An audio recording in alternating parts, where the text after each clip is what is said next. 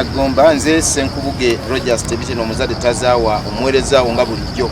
Olwaleero tuli ku nsonga emweri ebuganye emimwa gy'abantu ey'omukolo gwaffe ogwange ennaku z'omwezi 10 katugambe ku Ssande wano ku Stallion Hotel-Busega e Busega.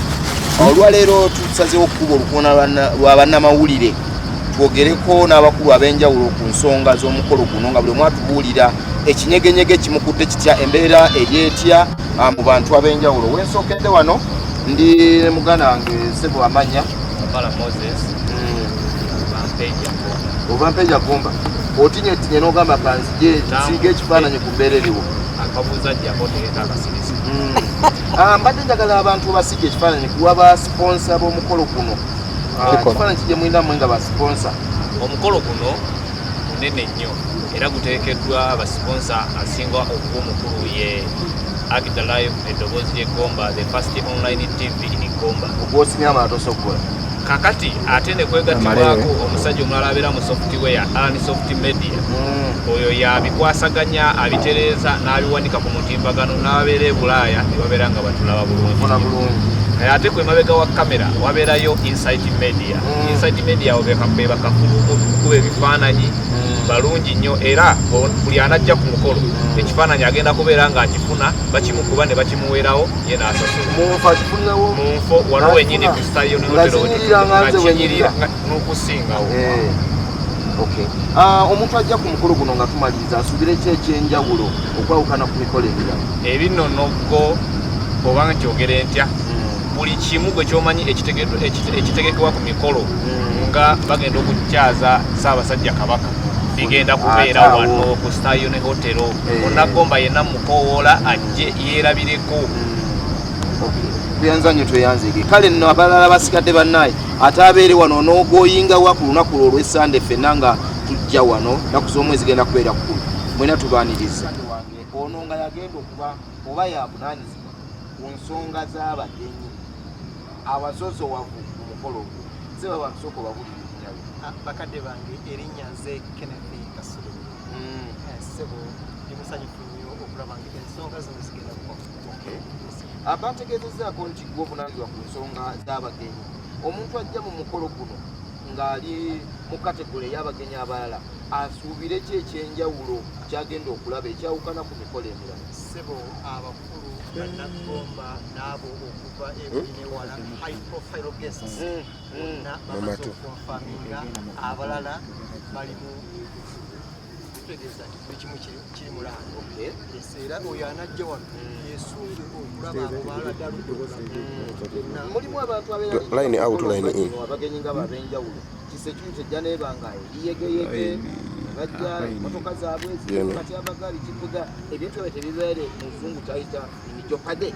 Era sebo nebaza olukiiko first of all ekifo kyebalonda okuteekera omukolo guno yo security eri ggulugulu ate nga ne security bagideployinze buli omu tegenda kubaayo abanyakuzi era abanyakuzi bo tebajja era buli kimu kiri bulungi security yo weri ggulugulu buli omu abe ajje ngali ntende. Kati ku lw'abagenyi bano abalala abatali bali aba high profile ebyokunywa biti ebyokulya omanye omuganda agamba okuluganda kulya Sebo olugende njaterudda ensonga ez'olubuto zonna zakoleddwako dda. Ate kino ekyayogezebwa e Masaka nti aliyo drink edwanka bia kinaba kitya kyonna kigenda kuba bijja kuba bulungi kijjobi. Tweyanziza nnyo ku AGDA Live eddoboozi lya Gomba ate eddoboozi ery'eggomba. Tuli wano ku Stallion Hotel-Busega era nga tuli mu lukiiko olw'abannamawulire nga twogera ku nsonga ebuganye emimwa gy'abantu bonna ey'omukolo ogw'oku Ssande ennaku z'omwezi 10 era nga tugenda kwera wano wennyini ku Stallion Hotel-Busega ekifo ekiteekeddwa obulungi olw'ensonga zino. Kakati tuli ne president. Buli kintu kyonna ekibeera eky'omulembe kibeerako omukulembeze ow'okuntiko. Gwe mbaleetera si mulala ye president wa AGDA gwe njagala ate ayogereko gye tuli akadde kano. Sebo olusanuse nnyo okulaba oli butereevu AGDA Live eddoboozi lya Gomba ensi yonna ekulaba ekwegeza amaaso. Neyanza Sebo balamusizza nnyo Bannayuganda Banagomba mwenna okutwaliza wamu amanya n'eddoboozi Ssaalongo Ssemata Banagomba mulekwa munnakyalo president wa AGDA omulonde. AGDA kitegeeza abaana b'Egomba Development Association, ekibiina ekigatta Banagomba abakolera ebweru wa Gomba. Bwe ngamba abakolera ebweru wa Gomba ntegeeza abakola mu Kampala n'ebitundu bya Uganda ebirala nga si Gomba. N'abo abakola emitala w'amayanja. Yes. Kyogamba mu nteekateeka eno mulimu n'abali emitala w'amayanja. Definitely. Abamu batuuka n'okutuuka, abalala batuuka butuusi. Abo bana abatebasobodde kutuuka bagenda tufuna batya? Bagenda kubeera ku live. Bagenda ku live ku online TV yaffe. Awo kimba kifuna. Nteekateeka ki gye tulina ey'enjawulo omuntu gy'aba asuubira? Olunaku olwo tuluteeseteese nga olunaku olw'obwegassi, lunaku lwaffe lwa kumanyagana, lunaku lwaffe nga tuweza emyaka 10 mu nsiike ey'okuweereza emirimu egy'obwannakyewa. Tuze tukola emirimu gy'obwannakyewa mu Gomba ne Uganda n'okutwaliza awamu okumala emyaka 10 bweddu. So tujja kuba tujaguza anniversary ya myaka 10 okuba twatandikawo ekibiina kyaffe. Omulundi ogwo ekintu ekyokubiri tugenda kuba nga tulayira abakulembeze abapya abalondeddwa. Ekintu ekyokusatu tugenda kuba mu end of year party. Era end of year party y'Abanagomba. Jovolaba tuyise Banagomba bonna watali kusosola. Naye nga ab'enkizo beebo abakolera mu Kampala ne bweru wa Gomba.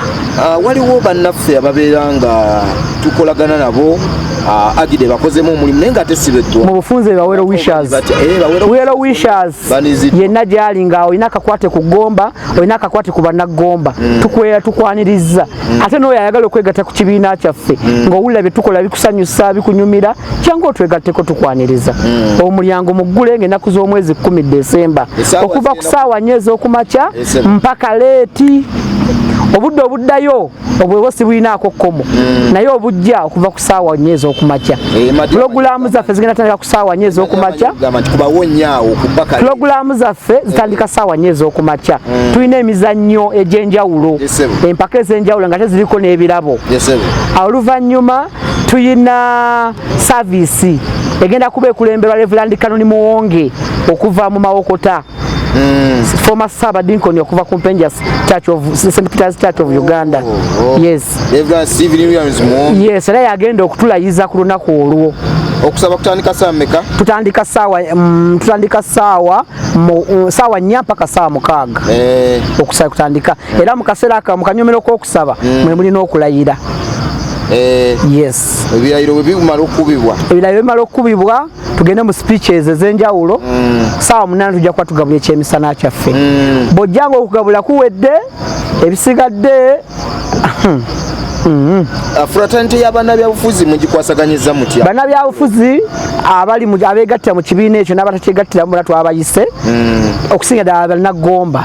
Naye wano tetuli kadala ka byabufuzi, tetubayise kwogera byabufuzi, twatuze kwogera ku ebyo ebikulaakulanya Banagomba ebitwala mu maaso awamu ng'ekibiina. Tubayise ng'abagenyi baffe nga Banagomba bannaffe, so tetuyise bannabyabufuzi. Era ku olunaku tekuliiko nsonga za byabufuzi. Omugenyi ow'enjawulo ku lunaku olwo? Omugenyi ow'enjawulo oba gwe twandise omugenyi waffe omukulu afuuse ensonga ku lunaku olwo ye Vice President wa Uganda. Ekintu nga kiri ku level. Yes. Vice President wa Uganda tugenda kubeera naye ku lunaku ye mugenyi waffe omukulu. Ebyokwerinda era atuukako ssaawa 6 avaawo ssaawa 8. Bw'otuuka ssaawa nga zisusse 8 tojja kumulabako.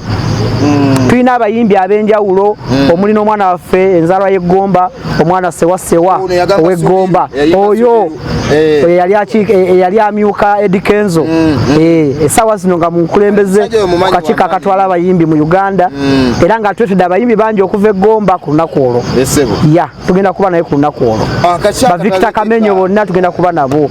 DJ ku Mapeso omwana waffe w'Emaddu tugenda kuba agenda kubaawo naye.